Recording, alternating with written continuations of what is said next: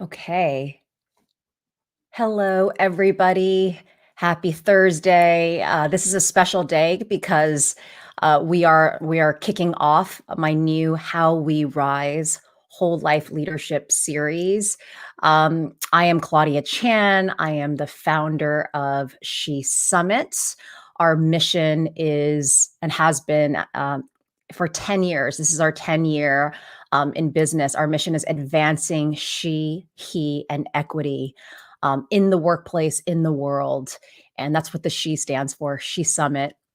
And I also am author of This Is How We Rise, which is a book that I came out a few years ago. And it talks all about this new paradigm of leadership that we need, which is what I call whole life leadership.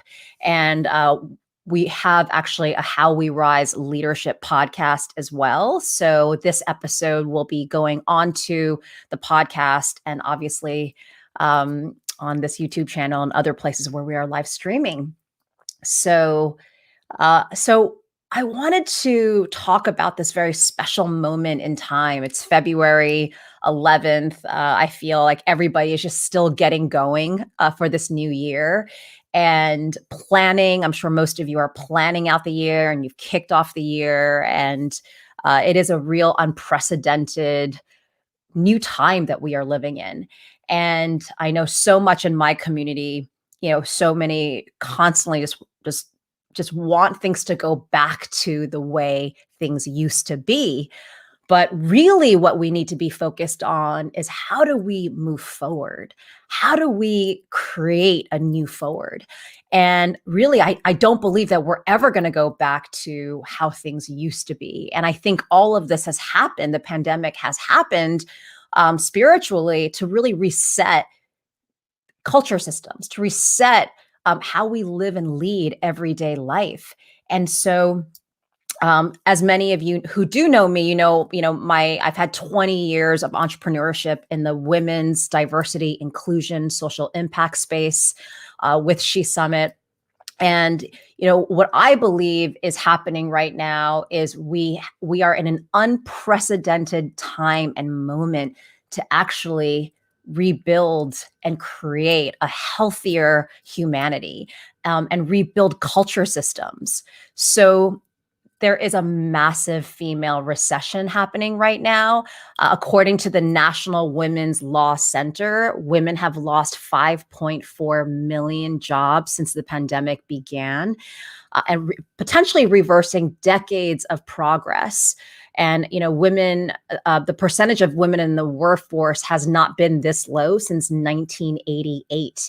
So I know that it's on so many levels humanity is being reset, right? From a cultural race standpoint, everything last year with George Floyd and the huge conversation around Black communities and equity for people of color, but the female recession is also something, if anything, has really, I'm surprised it hasn't gotten the media play as much as it should have.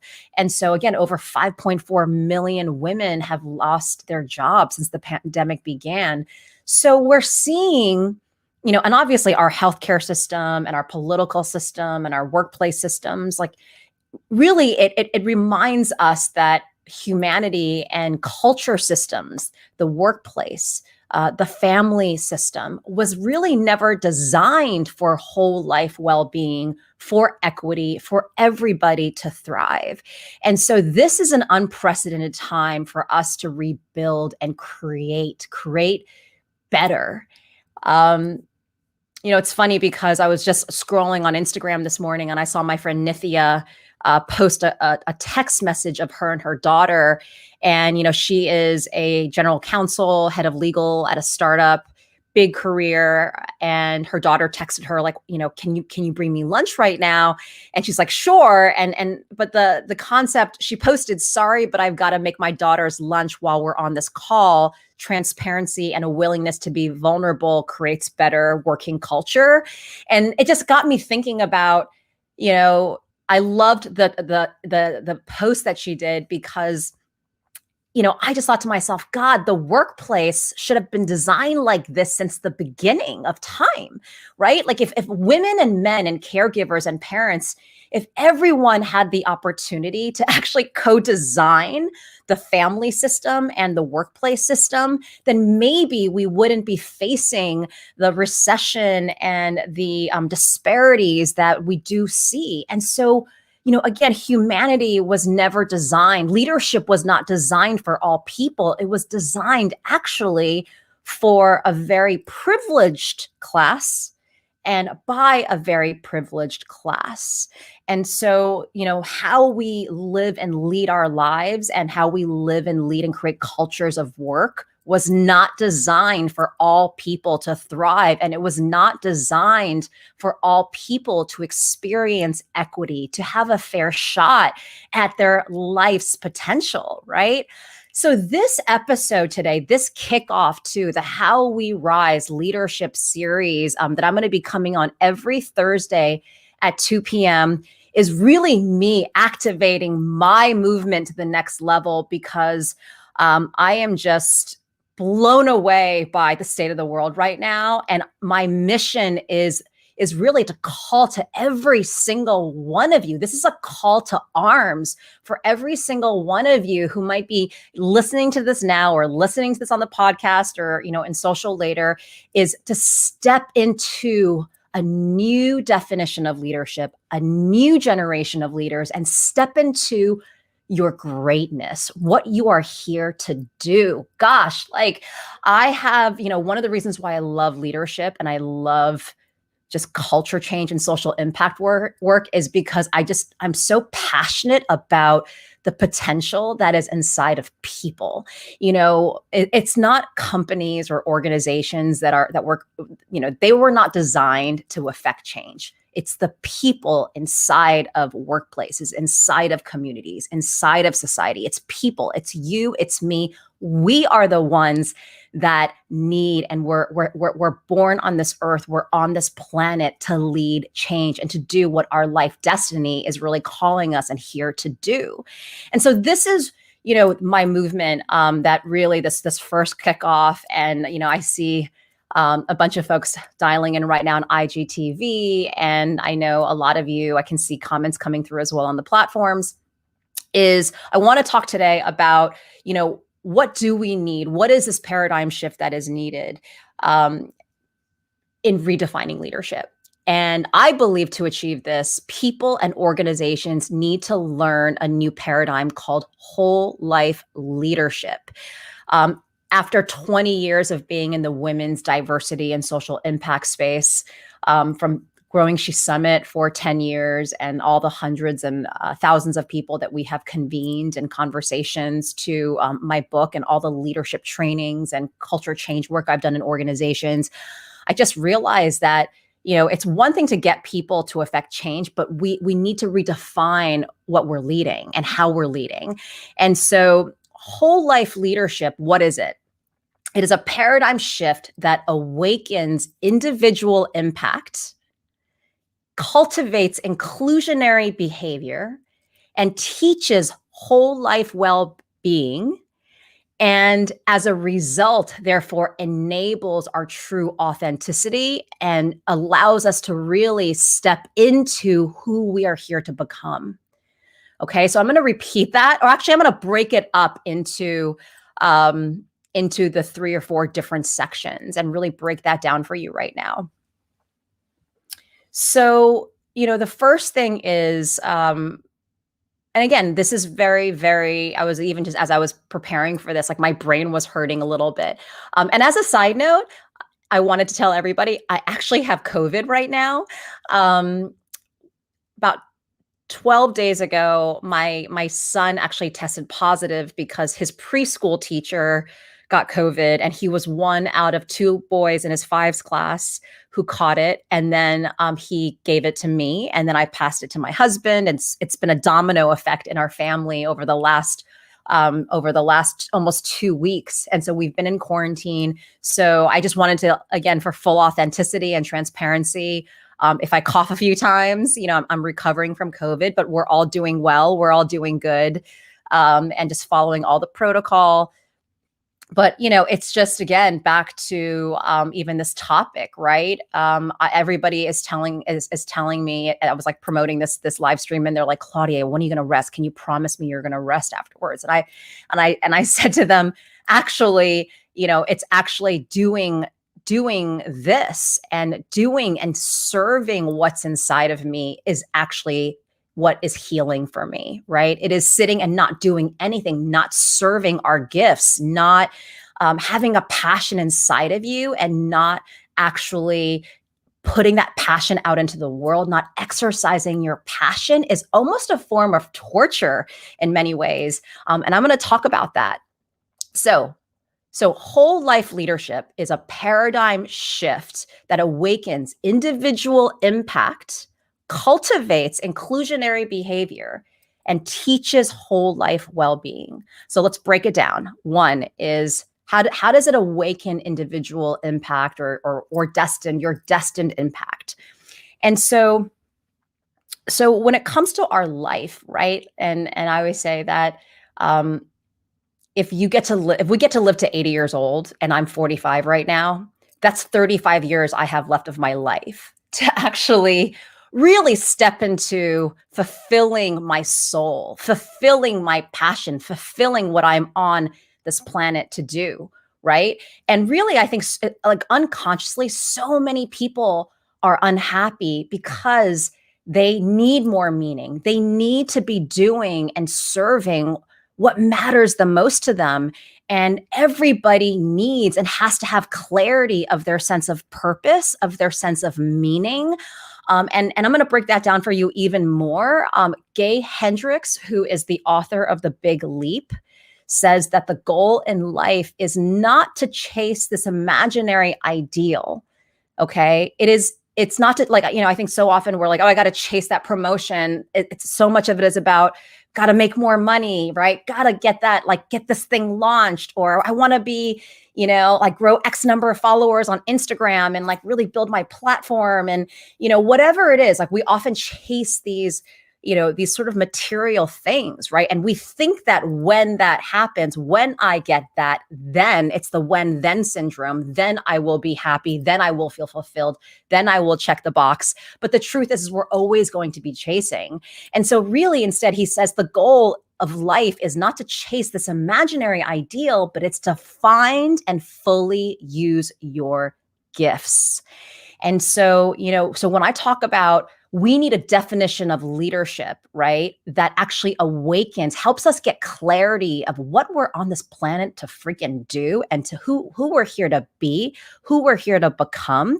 That is what we all need clarity on, right? We should be chasing that. We should be chasing and understanding ourselves so much and what lights us up, because every single one of us has a genius. You all have a gift, and we need to be on this planet putting that into the world. Okay. So we need to awaken our individual, our impact, our destined impact, because it's your destiny. It's and every single thing in your life has happened for you to help you bring closer to that clarity of purpose, that clarity of impact. And especially, the parents you were born with, where you grew up, every experience you've had, and especially the pain that you've suffered through, especially the struggles, especially your trials. That pain has been put in you. The struggles have been put in you to actually help you bring closer to what you are meant to impact and what gift you are here and meant to serve. And so that is really living and leading. We all need that to reach our highest potential. We all need to be aligning our life with this individual clarity of personal impact, right? Personal purpose, in order to feel fulfilled and to actually experience well-being, healthy mental health, and success. So that's number one. And I love this quote. I say it in all of my trainings, which is that your schedule is less about what you get done, and it's more about who you become. And that is what whole life, my my framework of leadership, I have hundreds of pages of curriculum on this that actually shows you how to do that. How do you really align, again, your schedule with what matters the most, and is what you're doing every single day, every single week in alignment with the whole person that you really are here to be? So that is number one. So the second piece of whole life leadership is that it's a new type of leadership that cultivates your inclusionary behavior.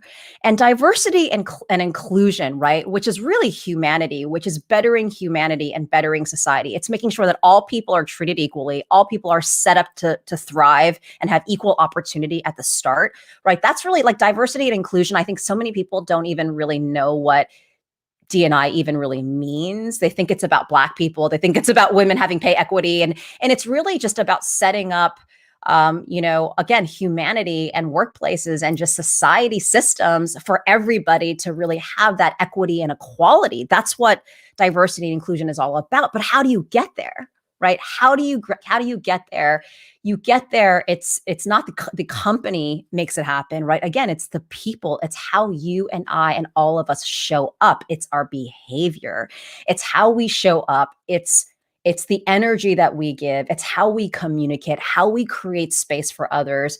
And really, at the end of the day, every single human is on this planet to be loved, to love, to want to feel seen, want to feel heard, want to be understood, and want to feel whole, want to feel like we belong, right? Like every person just needs that love and that understanding, because we need to feel worthy.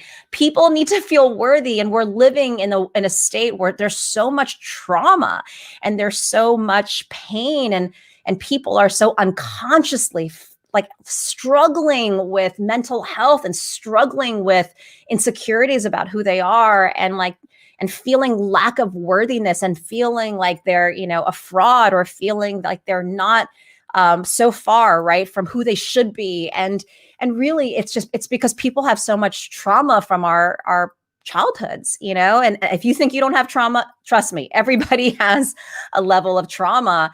And something happens to us when we're young, and one thing that was said to us, or one thing that happened to us, and we all of a sudden it put a scar on our belief about ourselves. And we see that as we raise our little kids right now. We see that in the pervasive mental health challenges in our teens and preteens, right? I see it in my 5-year-olds, like even the comments that he'll say about, not being good enough. And so we need to be so conscious. We need to really shift into such a conscious way of how we show up. And that's called, really, how do we cultivate inclusionary behavior? How do we, and it's so funny too, because most people talk about being a D&I champion and talk about being, consciously aware, and, wow, like, have I ever seen color? And, and they talk about diversity in this very sort of like, again, prescriptive way. And instead, it's really about how are you showing up?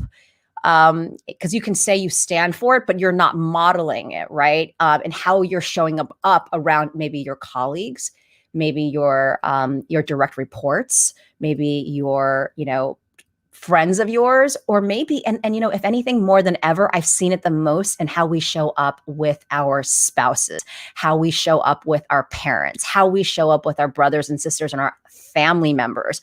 I actually, and that's really my discovery and this major paradigm shift, which is we cultivate inclusionary behavior in, like, that leadership starts in the family. It starts, like, yeah, sure, you're showing up as a great leader, with your team and your office and in your organization, but then you're snapping, at your spouse, or, or you're taking low blows, right? Or you're not, are you showing up in your family with your family members in a way that creates space and helps them, and really, like, seek to listen, not so that you can speak, but seek to listen so that other person really feels heard and really feels seen. So we need to really dismantle so much of what leadership has been taught. And we need to really see that leadership starts in the family, and we can be cultivating our inclusionary leadership traits in how conscious and how much we slow down and how we show up in our family and in our home. And again, we it's so hard for us to do it because we get triggered, right? We get triggered because of our fears. Everybody has fears. We all carry stress. We all have to provide for our families. We all, there's a lot of pressure, right, in everyday life, especially now as we're all so isolated at home. It's like a pressure cooker. I feel like everybody is living in this pressure cooker at home, just trying to get through the day on Zoom all day long. And the day is like, oh, I gotta like achieve my worthiness. I gotta achieve my productivity because my productivity is making my clients happy or making my boss happy. And we're just in this system where nobody has the space, right, to even recognize that we're not showing up inclusively at home. We're not showing up consciously at home. We're not being mindful at home. And so how the hell are we supposed to do that in the workplace? How can we actually create cultures when we're not modeling it at home? So that's the second piece of what whole life leadership is. We need to learn a new paradigm of leadership that teaches us to cultivate inclusionary behavior starting in our families.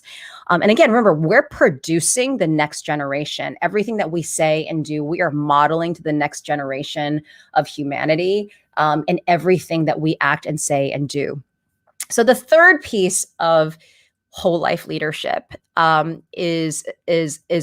teaches you how to really achieve whole life well-being and success, and to treat your whole life as the organization that you are leading, right? Leadership should not, again, leadership was designed by a privileged class of white men for a privileged class of white men, right? The original culture of work was designed for a breadwinning male and a child-rearing domesticated female. That is what society designed the family system to look like, and the workplace system.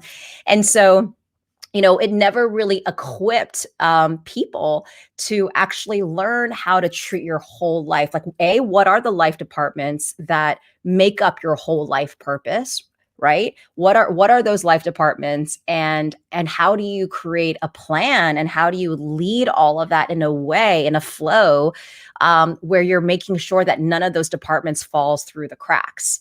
And so a quick tutorial on what whole life leadership and what a whole life org chart looks like, how I define it, is, the first life department, the first bucket, that I believe is the number one leadership department, is your mental, your physical, and your financial health. Or often I just say it's your mental health, right? Because everything starts with, you know, your health. You are oxygen mask on you first.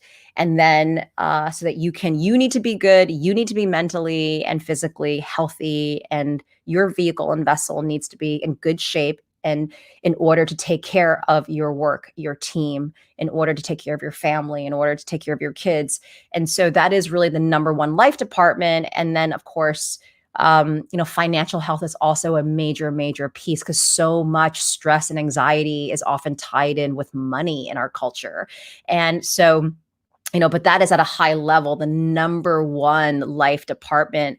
And we need to be proactively learning and really, that comes number one every single morning, to have that mindfulness to set your day, right? The second life department for me is marriage, is relational, your relational partner. And again, this is obviously only applying to those who are in dual couple relationships or families.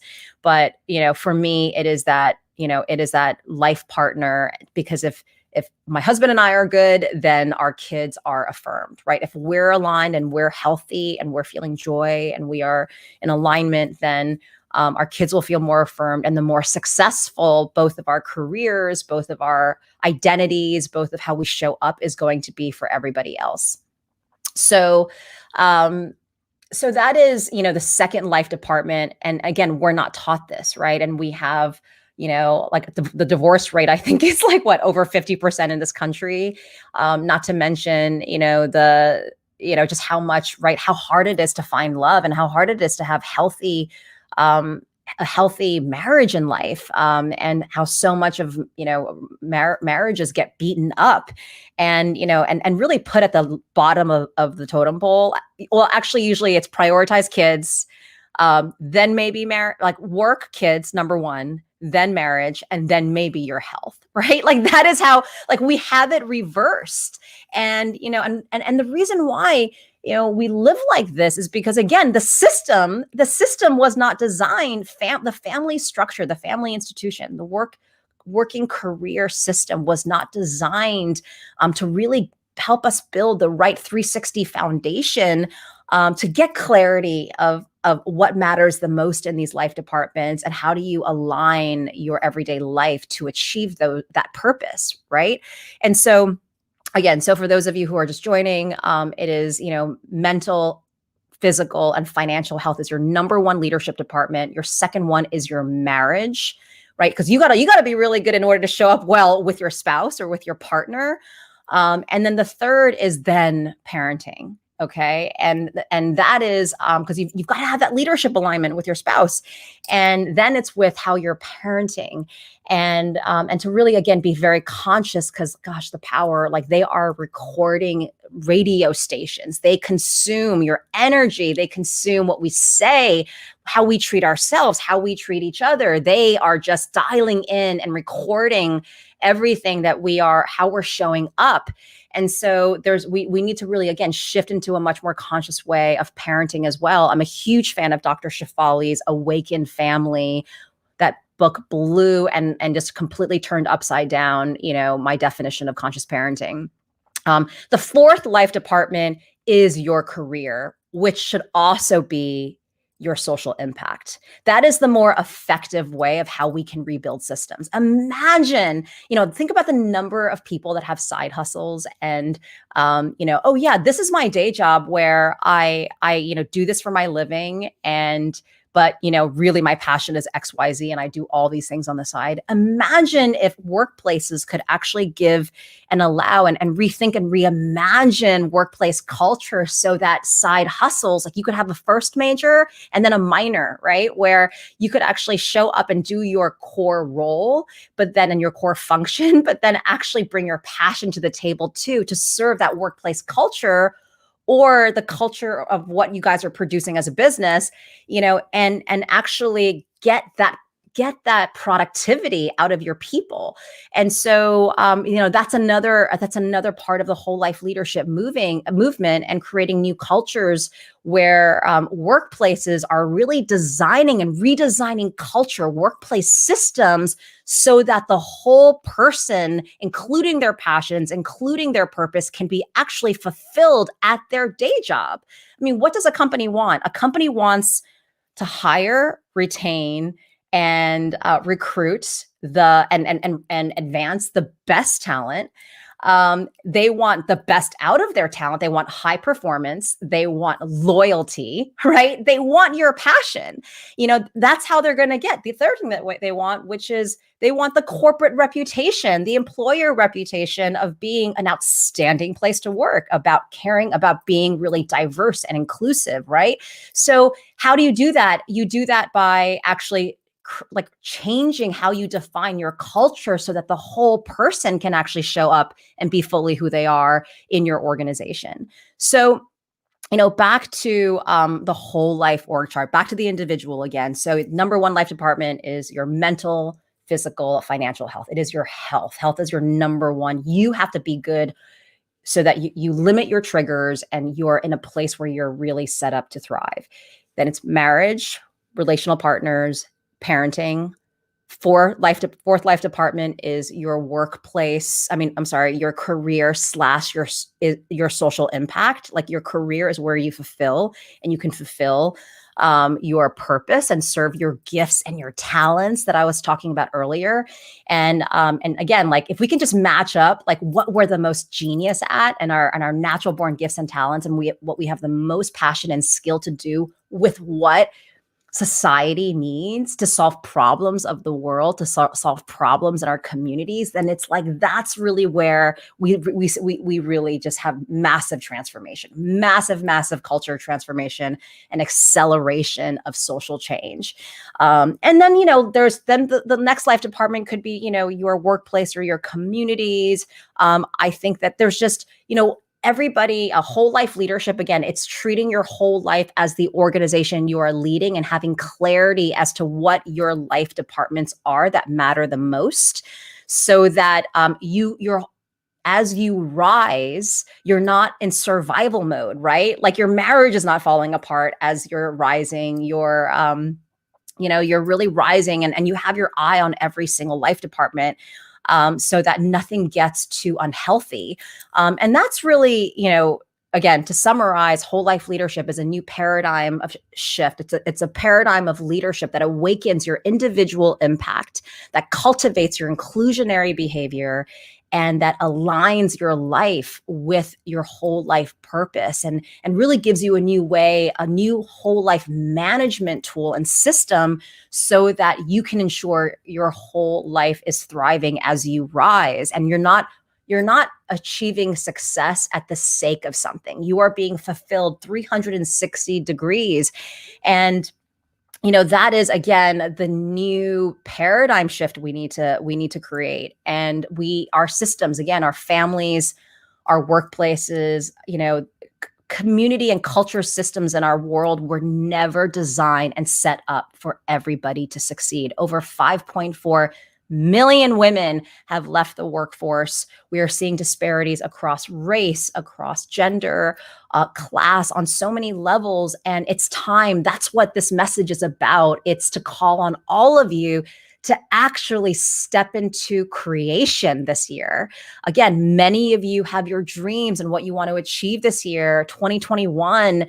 And I want to pull you out of apathy, pull you out of depression or your mental health battles. I know it's so hard to be at home so much, not in physical community, but we have to use this suffering and use this time of, for many of us, it's struggle, right? We have to use that and we need to create the new culture and a new way of living and leading. And so I want to now bring this conversation back to, my call to workplaces. And that is the theme of this February series. It's creating workplaces designed for whole life well-being and creating cultures designed for whole life well-being and whole life success. Is that, everything that I talked about, when we awaken all of those areas in us, like when we can awaken one's purpose, one's inclusionary behavior, one's whole life well-being and success, what happens is that you're truly unleashing the full authenticity of human beings. And by the way, how exhausting is it to actually have to be one person in one part of your life and then another person in another part of your life? Do you feel that way? Do you feel that, like, at work, I'm person X, but at home I can then be maybe more fully something else, right? And or maybe around this segment of moms, I show up as like this person, right? But really in this group of people, I show up as this person. Like, we often feel like we can't be fully wholly who we are. And honestly, the greatest courage is often just literally having the permission that we like, and allowing ourselves to be fully wholly who we are wherever we show up.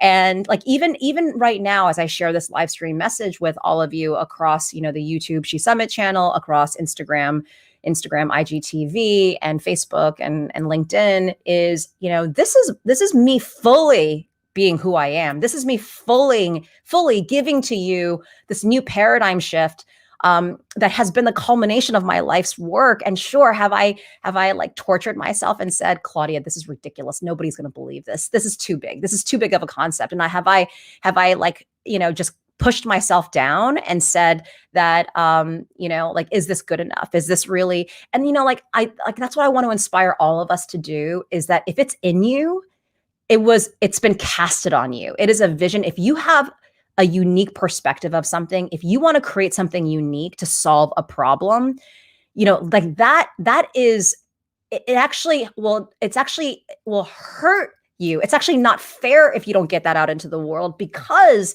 humanity needs it from you, and you are so worthy to put that out into the world. And it is so it's what you're, if anything, the more you feel that way, it's more of what you're actually created to do, created to be.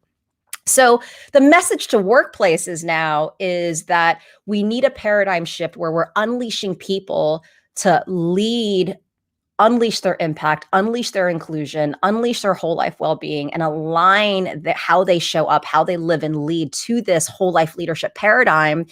And workplaces really need to create a new business culture that enables, that cares about and sees and seeks to understand the whole person in their organization, that gives people and employees permission to be their whole person, and create programs and create outlets for that. We need to also unleash, again, like, you want your employees talent and potential and ideas and innovation and their creativity, all the stuff that I'm motivating you to unleash.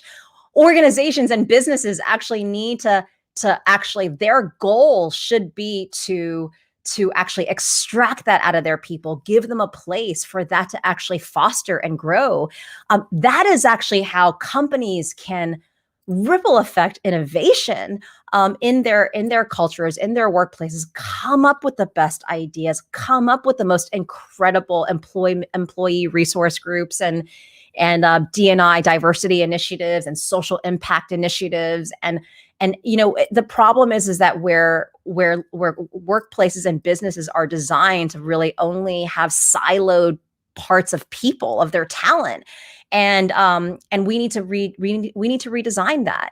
And the ripple effect, the progress and the benefit for companies is not just about, like, your talent population and about getting the best out of your people, but then you're also ripple affecting their families too, because then your employees are showing up in a way where they're raising better families and they're raising healthier kids. Like, all the problems we have in the world, right? It all started with the family. It all started with family trauma. And so we've got to unlearn a lot, and actually unlearn our trauma, and really, again, design families and encourage a system where, again, the workplace, the family, every culture system is redesigned.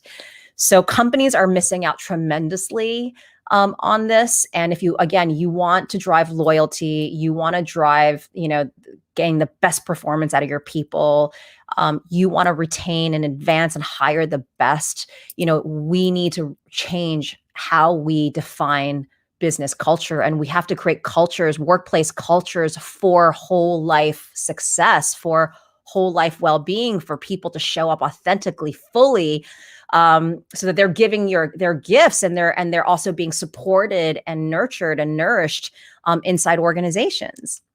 So that is, again, to wrap up, it's we've been almost 40 minutes here on this first episode of the How We Rise Whole Life Leadership series. This is the kickoff. I'm going to be coming on every single Thursday at 2 p.m.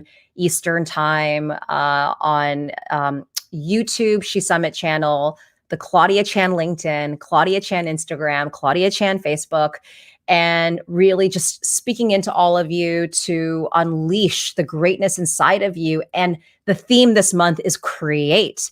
It's create. You have ideas. Those ideas have been casted on you. And the more outrageous they are, the more they are unique to you. It is a gift and a vision that only you have.